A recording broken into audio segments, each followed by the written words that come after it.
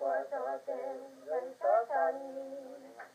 dầu lấy lòng qua phát phong tôi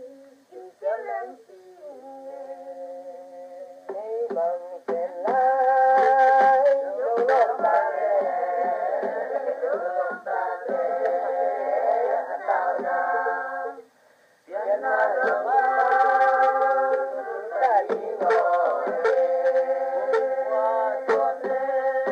lại tha tan dầu lấy lòng qua bao bằng tôi chịu trả lên chi đang trên lại đâu có là lệ đâu có là thế tao na Việt Nam đồng chúng ta đi ngồi qua tuần lễ lại tha tan dầu lấy lòng qua bao bằng tôi chịu trả lên chi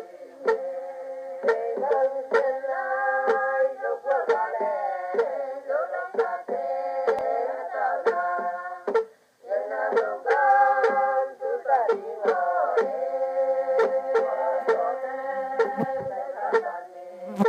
dầu lấy lòng qua